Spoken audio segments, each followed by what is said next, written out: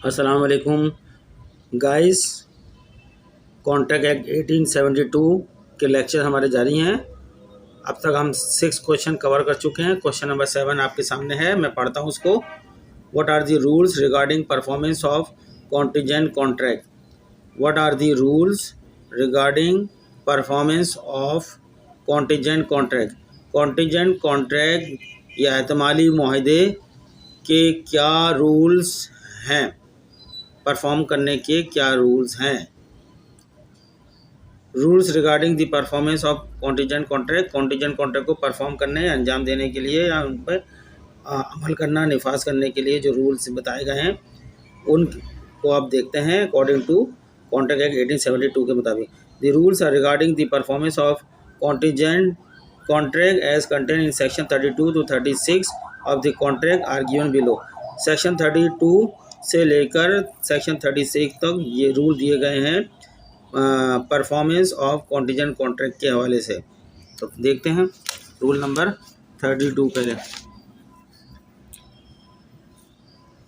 Number 1, rule number 1 जो section 32 है contract act 1872 का।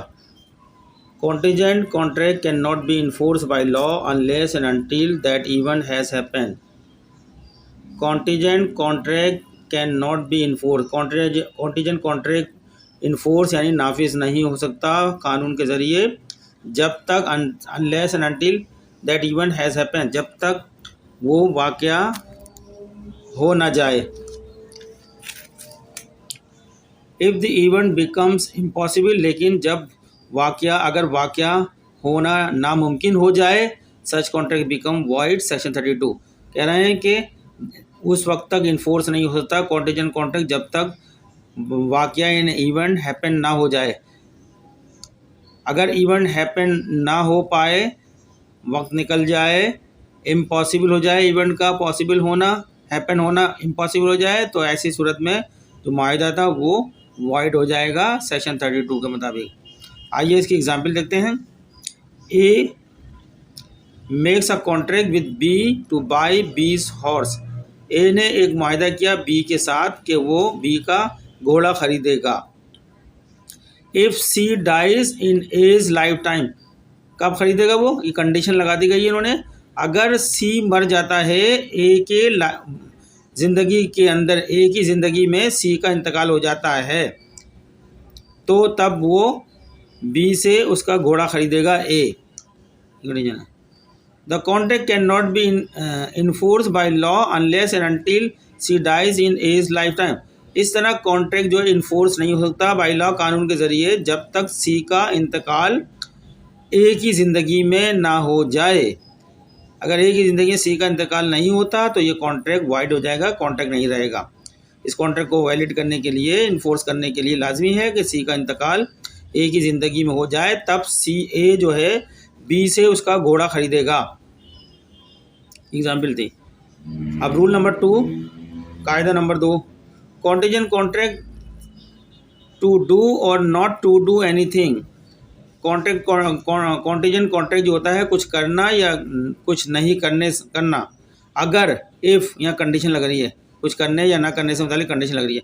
If N uncertain future event, अगर कोई uncertain future event does not happen, अगर वो वाक़या नहीं होता है, इवेंट नहीं होता है जो जिसका अभी से पता ही नहीं है कि वो फ्यूचर में होगा ही नहीं होगा, अनसर्टेन फ्यूचर इवेंट नहीं वाक़या होता फ्यूचर में, तो can be enforce when the happening of that event, तो मुआहिदा इन्फोर्स हो जाएगा।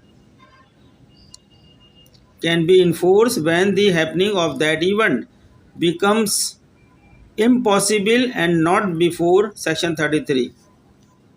एग्जाम्पल लेते हैं समझने के लिए। A agrees to pay B a sum of money. A इस बात पे रजामंद है कि वो बी को कुछ पैसे देगा। कंडीशन लगा रहा है if a certain ship does not return. कब देगा कि उसका तो एक शिप आ रहा है बाहर से सामान वामान लेके, अगर वो नहीं आता, अगर नहीं आता है तो वो बी को कुछ पैसे देगा।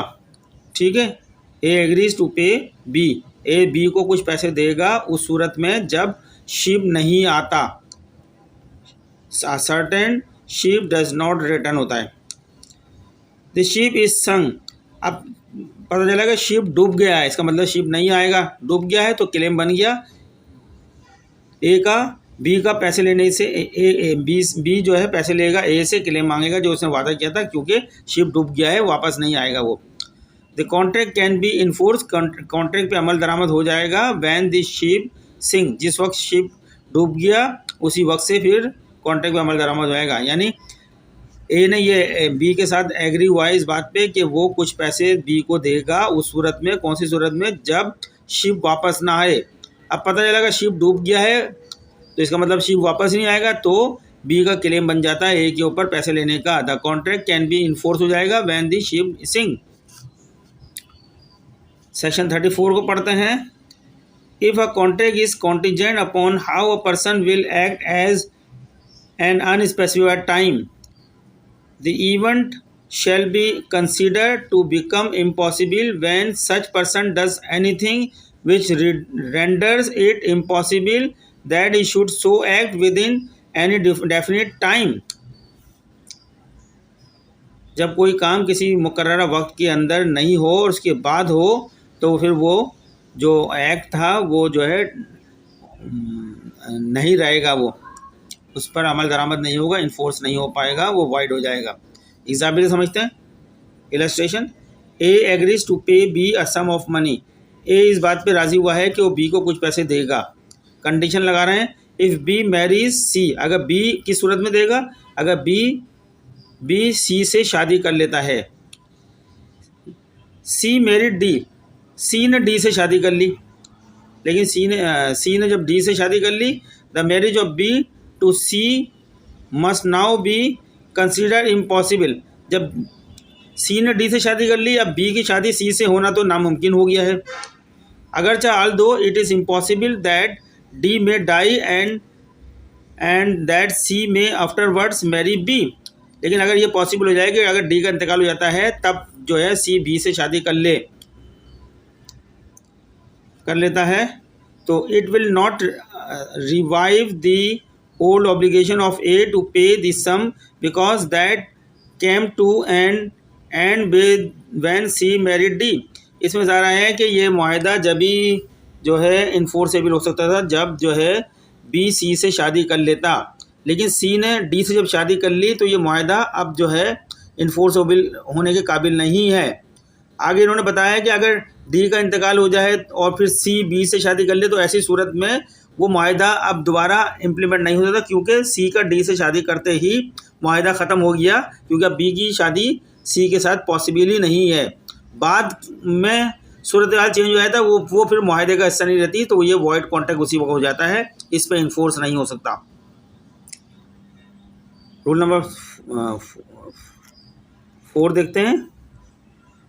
If a specified uncertain event happen with in a fix time, contingent contract becomes void if at the expiration of the time fixed such event has not happened, or if before the time fixed such event becomes impossible। section 35(1) example देखते हैं। ए promised to pay B a sum of money, ए ने वादा किया B को कुछ पैसे देने का, लेकिन कंडीशन क्या लगाई है, if a certain ship return within a year, लेकिन शिप जो है वो 1 साल के अंदर अंदर वापस आ जाए। अगर शिप 1 साल के अंदर अंदर वापस आ गया तो ए बी को कुछ पैसे देने का जो वादा किया है वो देगा, ठीक है। द कॉन्ट्रैक्ट में B enforce if the ship return within a year, अगर 1 साल के अंदर आ गया तो कॉन्ट्रैक्ट जो है इन्फोर्स हो जाएगा, वो उसको पैसे दे देगा। And become void if the ship, और इस सूरत में वॉइड हो जाएगा if the ship is burn with in a year, अगर शिप जल गया 1 साल के अंदर अंदर तो फिर इसका मतलब वो वापस आ ही नहीं सकता, तो मुआहदा जो है वाइड हो जाएगा। या if the ship does not return within a year, या 1 साल के अंदर वापस ना आए तब भी शिप जो है मुआहदा जो है कॉन्टिजेंट एक्ट कॉन्ट्रैक्ट जो है वो वाइड हो जाएगा, क्योंकि कॉन्ट्रैक्ट है ही इसी बात का कि अगर शिप 1 साल के अंदर आ जाता है सेफली तो ए बी को कुछ पैसे देगा, लेकिन अगर शिप 1 साल के अंदर नहीं आता है तो फिर ए बी को कोई पैसे नहीं देगा, अगर इस पीरियड में जल भी जाता है तब भी नहीं देगा। आना शर्त है कि उसको 1 साल के अंदर सेफली अराइव हो जाए वो। रूल नंबर 5 सेक्शन 35(2), वो इससे पहले हमने पढ़ा 35(1) या 35(2). If a specified uncertain event does not happen within a fixed time, contingent contract may be enforced by law when the time fix has expired and such event has not happened, or before the time fix has expired if it becomes certain that such event will not happen. Section 35(2). चलते हैं example समझने के लिए। A promises to pay B a sum of money. ए ने वादा किया B से कि वो उसको कुछ पैसे पे करेगा, लेकिन कंडीशन क्या है, अगर a certain ship does not return within a year.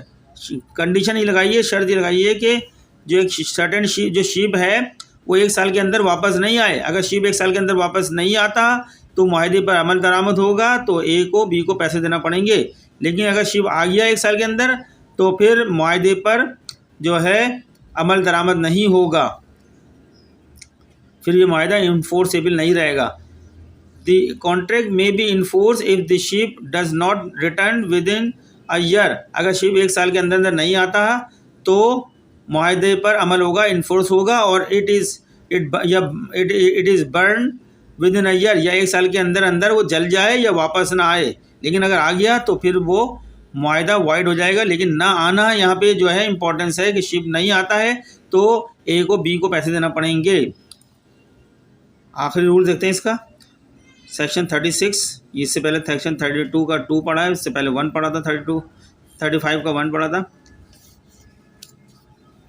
Contingent agreement are void if an impossible event happen. जब कोई नामुमकिन वाक़या वकूफ़ पज़ीर हो जाता है तो कॉन्टिजेंट एग्रीमेंट जितने भी होते हैं वो वॉइड हो जाते हैं।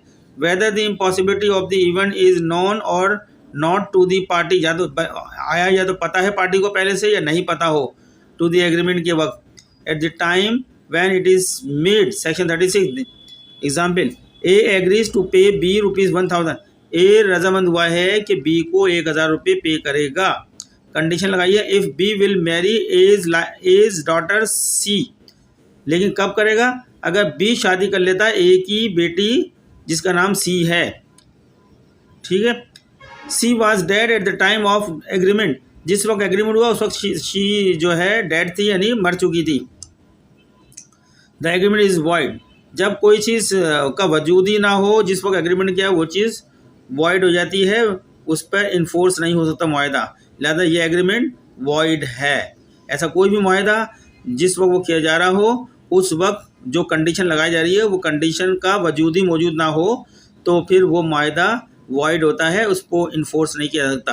तो स्टूडेंट्स, आज का लेक्चर हमारा एंड होता है। आप हमारे इन लेक्चर को बार बार देखें, आपका कॉन्सेप्ट इंशाल्लाह ज़रूर क्लियर हो जाएगा।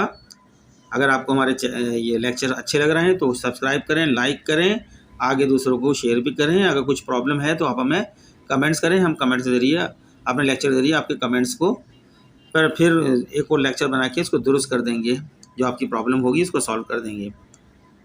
शुक्रिया।